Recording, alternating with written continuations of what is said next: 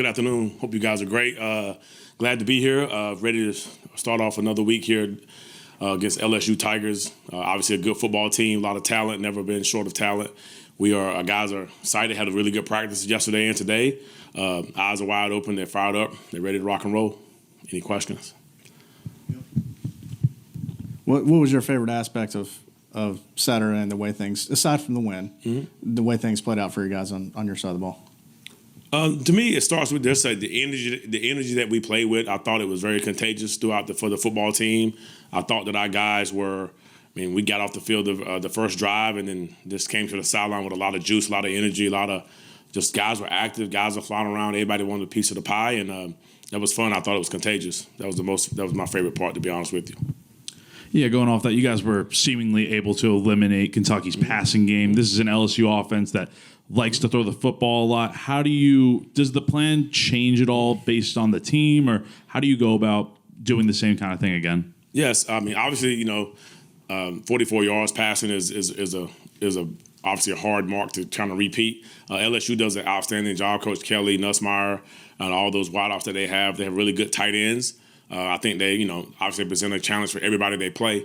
The game plan definitely is changing every single week. You have to always adjust to who you're playing and when you're playing. And you definitely want to keep the focus on yourself and your technique and how you play your coverages, be cleaner. There's a lot of things that we could have done better in the previous game and the previous two games. We feel like we're just now getting started, but we want to continue with those small details and keep practicing hard and bringing that great energy to practice. LSU's obviously got a couple of probably future first-round NFL offensive tackles. Do you have to change anything at all when you see guys, lined up like that? And what do you seem to turn on the film on those two guys?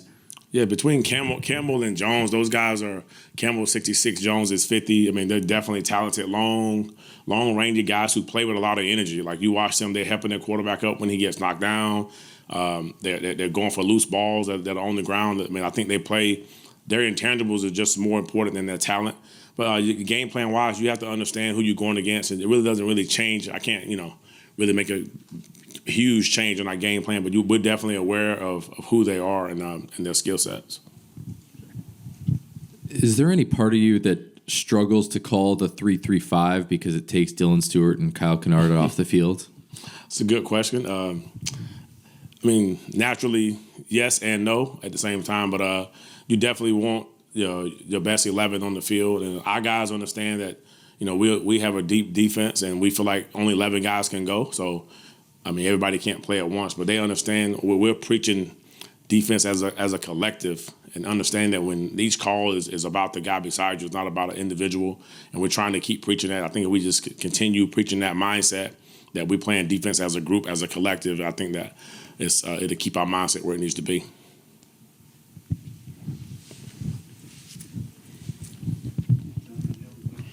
I was asking Shane yesterday about the sack totals and tackles for loss and so forth, and a lot of it was attributed to personnel, but he said there was also some scheme things that y'all were doing a little bit this year to better enable that to happen.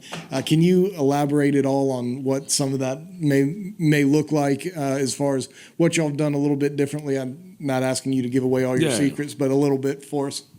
Yeah, anytime a season is over with, you definitely have to take the time to evaluate and study. And other teams, you want to look on the stats and see how guys are creating more creating more TFLs and negative plays. That's the first thing you can do to help your third down defense. So we just, letting our guys play a little bit more football and trying to be a little bit, instead of being so technique sound up front, letting them use their athletic ability more. Easier way to say it, but I think it's helped us, and we're letting our D tackles, play a little bit faster. And so we're just trying to make sure that our linebackers understand that, when we are trying to go downhill and make some TFLs, because the LB's got some TFLs as well. Bam had a run through on Saturday, which was nice. Debo had 2 TFLs, so Vakari. So it's not just the D line, but we're trying to make sure that we all had opportunity last year and we missed them. So it's really more just that, but we really want our guys to kind of cut loose a little bit more, and we have good enough speed behind them to kind of clean up. When you're playing as many guys as you are, is it easier to keep guys engaged because they know they may not be starting, but they're going to get in at some point and have a chance to do something? Yep. So it really starts on how we start our defensive meetings from this summer. And I kind of basically flat out said, hey, listen, we can only play 11 you guys at once. And you guys look around, there's more than 11 football players, really dudes in here.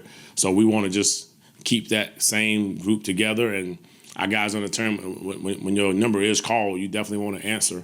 You definitely want to be locked in. I think it is easier to keep a lot of guys engaged. So we got to do a great job as a staff to keeping our guys together, more importantly. But I think right now, guys are in a good spot, and they understand that we're creating roles for certain players. We want our guys to understand their role. I think you guys gave up like 50% of the third downs in week 1 and was way better last week. A lot of that's probably just third and short versus third and long. But what else did you work on this last week in terms of third down defense, or was it all just working on first and second down defense? No, so Tuesdays in college football, most Tuesdays are first and second down. Wednesdays are third down and some corrections from Tuesday. Then Thursdays is red zone, and then kind of clean up through the rest of the week, 2-minute, some situational football stuff. So we didn't change anything that we did. We got the win last week. Coach Beamer, kind of like me, we're not going to change too much. But today was primarily a third down day. And, I guess, our guys played better. We executed some calls better. Like we could have had, and I will say ODU was a couple third and shorts, and their style of play is completely different too. So it's different schemes, so different weeks. Going back to last week with Kentucky, with the secondary really defending well against the pass and having those 2 interceptions, I mean, what kind of leads to the good coverage they were able to have in space? Mm-hmm. So the first thing we talk about, coverage and rush go hand in hand.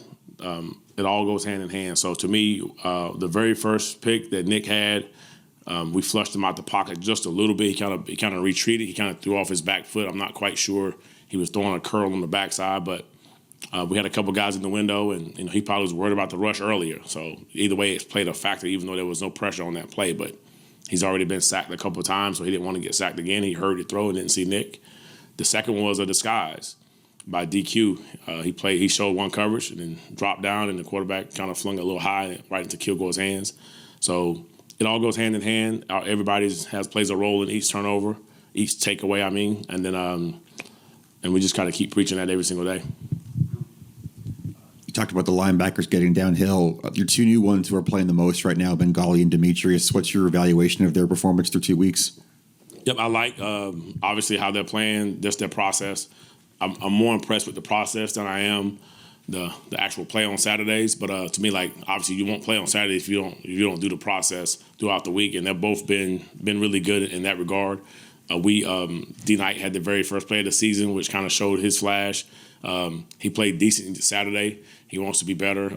Obviously, we always got room to improve, but they've been fun. Gali brings us different kind of flash to our defense and how he played. He showed a lot this spring in this fall camp. I got a little banged up, but he's back now, so it's good to have him back 100%.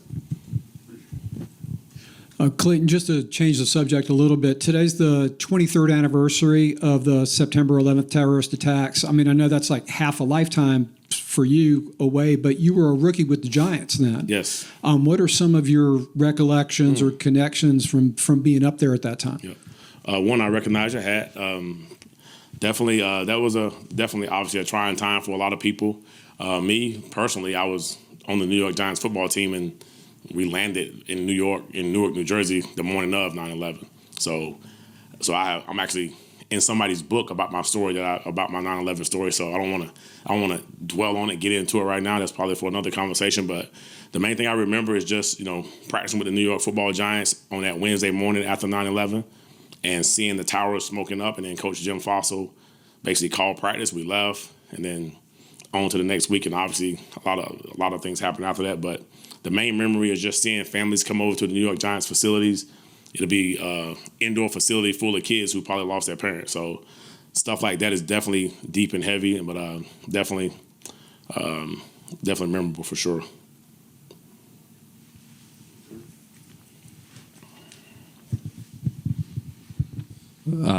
Sorry to jump off that.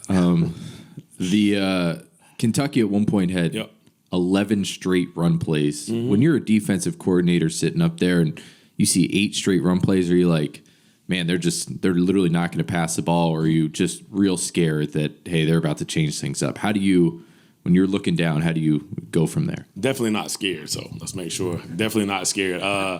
But really, as a coordinator, our job is to assess what's going on, evaluate what's going on. And so I felt like at the time they was like, you know what? He's a defensive head coach. He said, I've seen this quarterback getting sacked enough.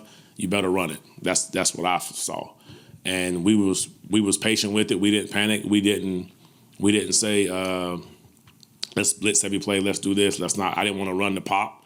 That was the main thing because I knew I didn't want to have a big play to get them back into the game. But we felt like we had an advantage. So, but then we was good and forced the field goal and moved on. How much easier does life get as a defensive coordinator when you can get home with 3 or 4? I'm pretty sure every defensive coordinator said definitely.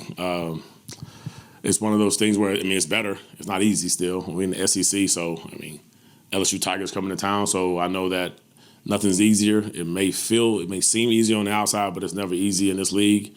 And our guys are still working. They're ready to take on the challenge what's coming this Saturday. Appreciate it. Thank you. Have a good one.